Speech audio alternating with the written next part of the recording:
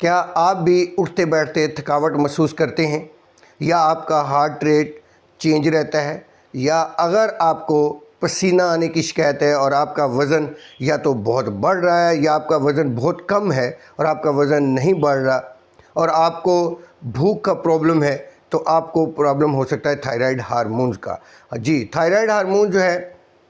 वो हमारा thyroid gland जो हमारे नेक के रीजन में हो पाया जाता है, उससे 3 किस्म के हार्मोन्स प्रोड्यूस होते हैं। एक T3, T4, और उसको स्टिमुलेट करने के लिए जो पिट्यूटरी ग्लैंड पैदा करता है उसे कहते हैं थायराइड स्टिमुलेटिंग हार्मोन। जी, अगर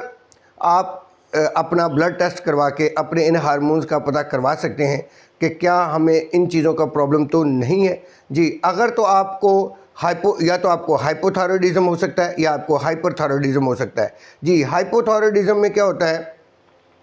कि हाइपो के अंदर आपका T3 जो हार्मोन है, T3 T4 जो है, वो उसकी तादाद जो है वो प्रोडक्शन में कम हो जाती है और उसके नतीजे में थायराइड TSH हार्मोन जो है वो बढ़ जाता है, जिसके नतीजे में आपका वज़न बढ़ना शुरू हो जाता है, आपको सर्दी महसूस होती है, आपका बॉडी का टेम्परेचर जो है वो कम रहता है, आपकी जो हार्ट रेट है वो भी स्लो रहती है, और आपकी जो ब्रेन डेवलपमेंट है वो भी बहुत ज़्यादा नहीं रहती, और आपको कॉन्स्टिपेशन भी रह सकती है, और आपको जो है वो भूख का प्रॉब्लम भी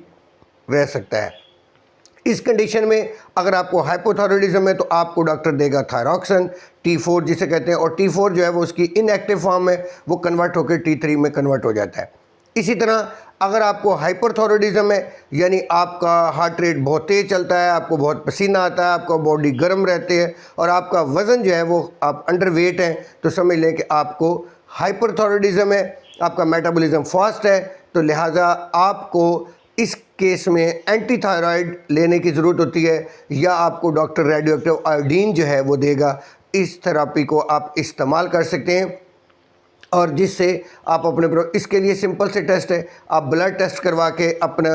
T3 T4 या TSH हार्मोन्स को आज ही आप उसका पता करवा सकते हैं, अगर आपको इस किस्म का कोई भी प्रॉब्लम हो रहा है। जी, अगर आपको ये वीडियो पसंद आ रही है तो आप इसे लाइक और सब्सक्राइब ज़रूर कर दीजिएगा, ताकि हम आपके लिए मुफीद मालूमात आप तक पहुंचाते रहें। बहुत शुक्रिया।